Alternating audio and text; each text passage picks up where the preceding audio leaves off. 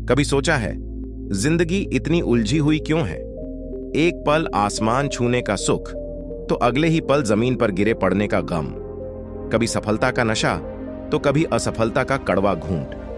क्या यह सब हमारी खुद की बनाई हुई किस्मत का खेल है या कुछ और? आज की कहानी में हम आपको एक ऐसे व्यक्ति के सफर पर ले चलते हैं जिसने अपनी किस्मत को अपने हाथों में लेने की ठानी।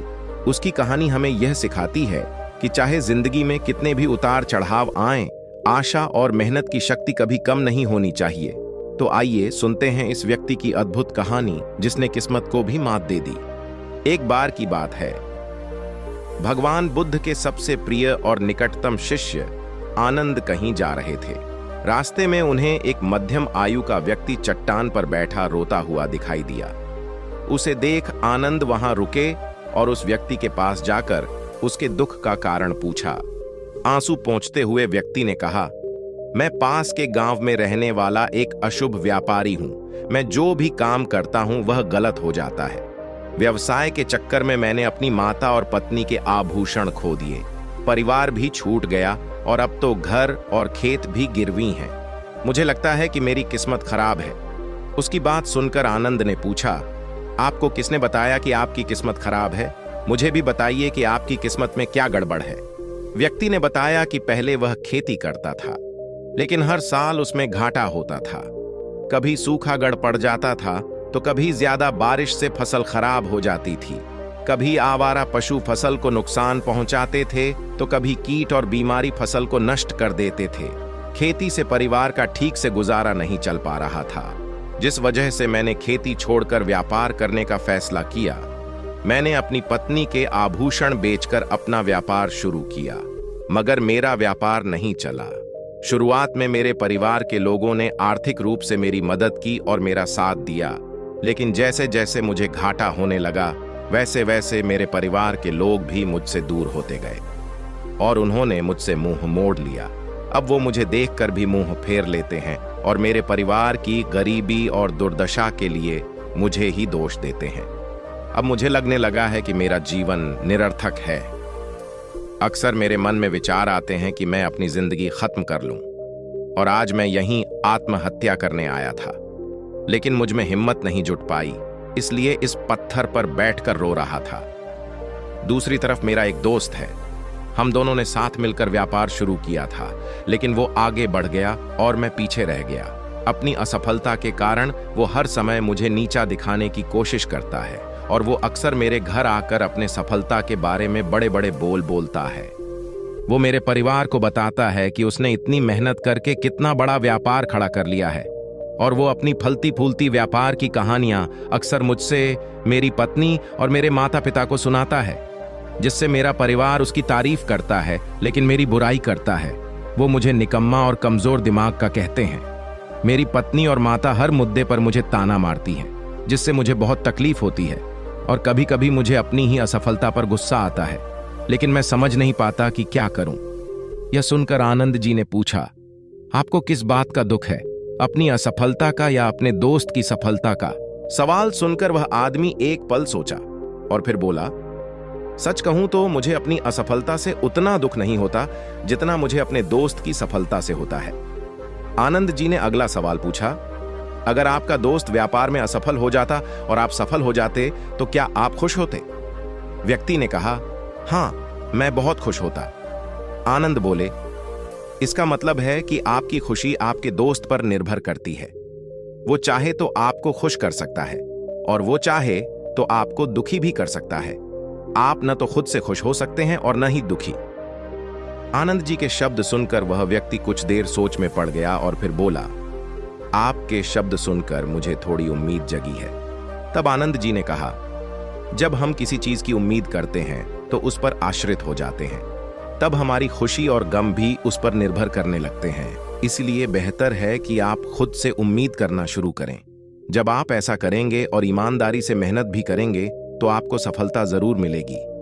आप सोचते हैं कि आपका दोस्त आपको नीचा दिखाने आता है, आपको दुखी करने आता है, लेकिन अगर आप ईमानदारी से सोचें तो वो जो बातें कहता है वो सच हैं। वो आपको अपने संघर्षों और अनुभवों के बारे में बताता है। उन चीजों से आप बहुत कुछ सीख सकते हैं। आपको उसका आभारी होना चाहिए कि आपको घर बैठे ही इतने सारे अनुभव मिल रहे हैं। उन अनुभवों का फायदा उठाएं, नई शुरुआत करें, ईमानदारी से काम करते रहें, कभी हार न मानें। एक दिन आपको जरूर सफलता मिलेगी। आज आप इस बुरे वक्त या खराब किस्मत को कोस रहे हैं, एक दिन ये बदल जाएगा और उसके साथ ही आपके विचार और सोच भी बदल जाएंगे।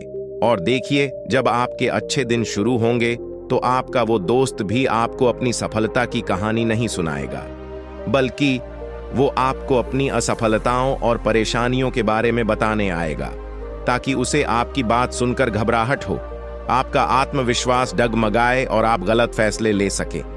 लेकिन उस समय भी आपको अपनी ही बुद्धि का इस्तेमाल करना होगा और खुद पर विश्वास रखना होगा।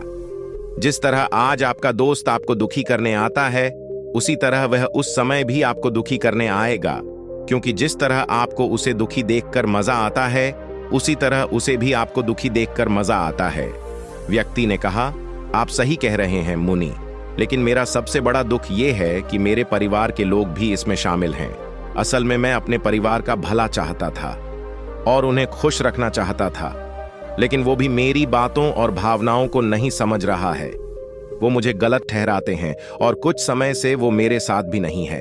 मुनि आनंद ने व्यक्ति को समझाया कि हम हमेशा चाहते हैं कि हम जो भी करें उसके लिए लोग हमारी तारीफ करें, लेकिन आम तौर पर ऐसा नहीं होता। लोग हमारे प्रयासों की सराहना नहीं करते, जिससे हम दुखी हो जाते हैं। हमें लगने लगता है कि हमारे दोस्त, रिश्तेदार और परिवार के सभी लोग स्वार्थी हैं। लेकिन अगर आपने किसी को अपने परिवार के रूप में माना है और उनके लिए कुछ करना चाहते हैं, तो फिर आप ऐसा क्यों सोचते हैं? आप दूसरों के लिए कुछ कर रहे हैं। असल में आप अपनी खुशी के लिए ही कुछ कर रहे हैं, क्योंकि उन्हें कुछ करते देखकर आपको खुशी मिलती है। अगर इस काम को करते हुए आप सोचते हैं कि आप दूसरों के लिए कुछ कर रहे हैं, तो आप दुखी रहेंगे।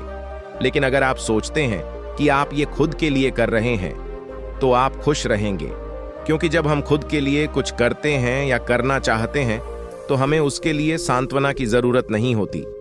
मुनि आनंद के इन शब्दों को सुनकर उस व्यक्ति के चेहरे के भाव पूरी तरह बदल गए।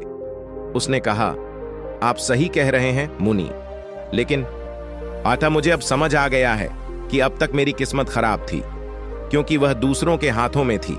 लेकिन अब से मैं अपनी नियति को अपने हाथों में रखूंगा और फिर से कोशिश करूंगा और पूरी लगन और ईमानदारी से काम करूंगा। और जब तक मैं सफल नहीं हो जाता, तब तक मैं चैन से नहीं बैठूंगा। यह सुनकर मुनि आनंद मुस्कुराए और उसे एक छोटा डिब्बा देते हुए बोले, इस डिब्बे को हमेशा अपने पास रखें। इसमें एक मंत्र है जो आपको सबसे बड़े दुख से भी निकाल लेगा। लेकिन यह डिब्बा सिर्फ तभी खोलें जब आपके सारे रास्ते बंद हो जाएं, कोई उम्मीद न बचे और आपको लगे कि सब कुछ व्यर्थ है। यह दुनिया व्यर्थ है और यहां रहना भी व्यर्थ है। व्यक्ति ने मुनि आनंद को धन्यवाद दिया और उस डिब्बे को लेकर अपने घर लौट आया। वह नए जोश के साथ अपने व्यवसाय को फिर से शुरू कर दिया और इस बार उसका व्यवसाय चल निकला। अपनी मेहनत और लगन के बल पर कुछ ही वर्षों में वह एक बड़ा व्यापारी बन गया।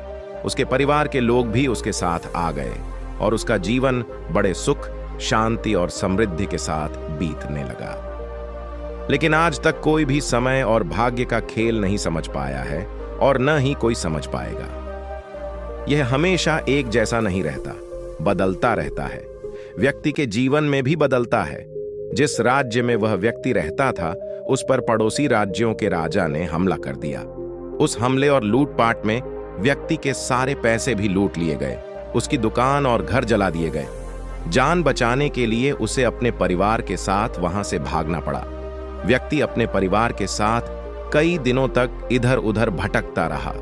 वह हर छोटी छोटी चीज के लिए आश्रित हो गया। उसका बच्चा बीमार हो गया और इलाज के अभाव में उसे बहुत तकलीफ होने लगी। यह देखकर उसका दिल चीख उठा। उसके पास अपने बेटे का इलाज कराने और अपने परिवार को खिलाने के नाम पर एक भी सिक्का नहीं था। वह अंदर से टूट चुका था और हताशा ने एक बार फिर उस पर कब्जा कर लिया। वह महसूस करने लगा कि उसका जीवन व्यर्थ है, पूरी दुनिया व्यर्थ है। लेकिन तभी उसे अचानक मुनि आनंद द्वारा दिया गया डिब्बा याद आया।